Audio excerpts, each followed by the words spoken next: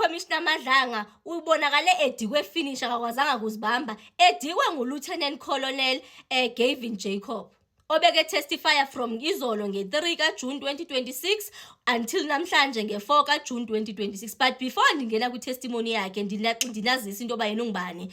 Ithi ndinazise bafethu into yoba since mos nizawukhumbula into yoba Monday kuye kwafika uGeneral Sinona, kwavela into yoba uGeneral Sinona uzazotestifya before iMadlanga Commission nge-5, which is going to be tomorrow nge-5 kaJune 2026. So kubonakala ke ngoku into yoba bathe ngexa begqiba ngaye nalona u-advocate Silo waveza into yoba uGeneral Sinona ikhona into engathi akakwazi ukuphumelela ncam, but ke bebesacela ipermission xa bekeyithetha initially uadvocate Silo watsho wathi izolo ezinge-3 kungene ikholi amagqwetha okanye igqwetha likaGeneral Sinona aliphilanga ncam. Hayi ke futhi waze waba ngathi into yakhona uyayisupporta kwayena uadvocate Silo ngongathi ungumuntu akamaziyo, meaning uyalazi lagqwetheli since bebethethe efonini umve kwalapha efonini into yoba akekho gesonti yena. Hayi ke i-commissioners zaphethe zivuma yachiwe into yoba idate yoba uzawuza nini uGeneral Sinona bazayiconfirma abakayiconfirm yona. So yavunywa lonto yakhona nento ethi because uba ngaba i-commissioners azivumi kungenzeka into bakwazi ukuza, but after ilunch of which ubuza after ilunch akazugqiba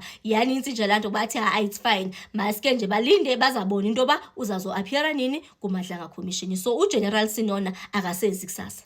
Okay sha, sibuye kulona bebesebenza bonke lona uJacobs, lona uLieutenant Colonel Gavin Jacobs ebeyiboss ka-warrant officer Senda wethu lo ofike wasikhalela lapha kuMadlanga Commission wasixelela indlela akahlukumezeke ngayo emsebenzini. Phansi koba ke phofu wayesebenze i-40 years yonke engafumani promotion, enye simva phekuthetheni into yoba hayi umsebenzi wakhe yena istory sakhe uyasazi. So lona beke ibossi yala tata lowana uSenda.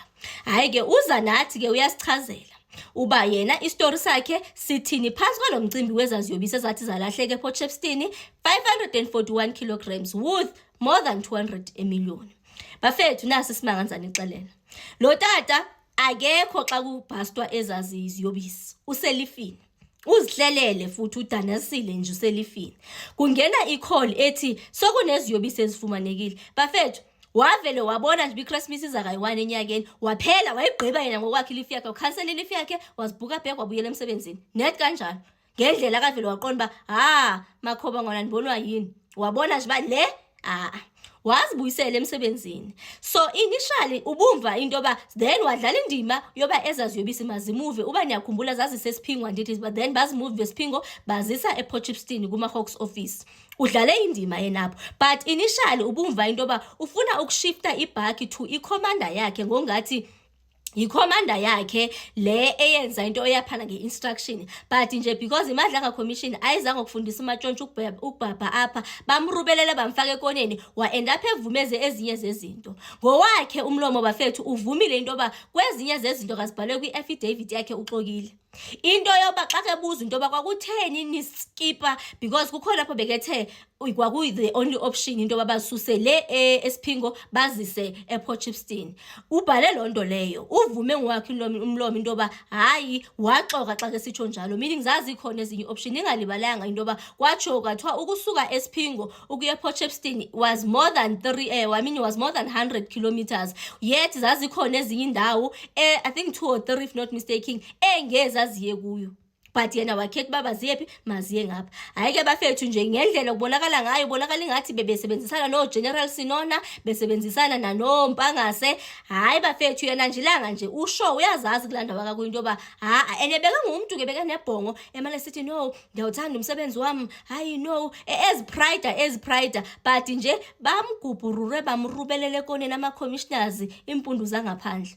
Hayi ngomnye nje kwayena lo okubonakala nje into yoba ifuture hayi qaqambanga tu imfiliba eyakhe phi khona pha emsebenzini. So nje that's more or less about it. So i-testimony yakhe nje beke sitsho nje certain things indlela ama-storage like ukubone abangena ama-storage facilities ngakhona okwenza nezi ziyobisi yonke nje lonto leyo, but nje bottom line yena nje kubonakala ingathi ukula camp leya engekho right phi khona pha emsebenzini.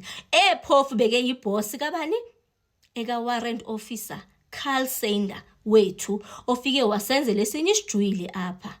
asiyazi bafethu uyawuzala ngomoni, but nje uba no-General Sinoni izathini asiyazi into yakhona, uba uzathini uzawu-appeara nini. Then ikhona i-witness kodwa yona e-ready ezawufika ngo9:30 kusasa. So iMadlanga Commission ayimanga bafethu, iyaqhuba. Bafethu. Just bear with me, Commissioner, please. It's this one.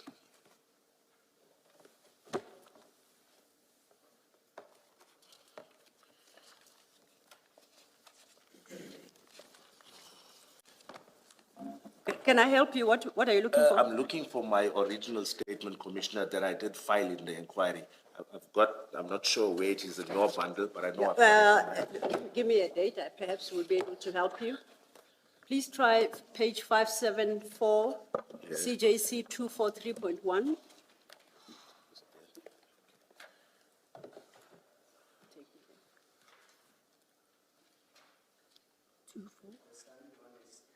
He said the first one. CJ? I want you to look at CJC 243.1 at 574.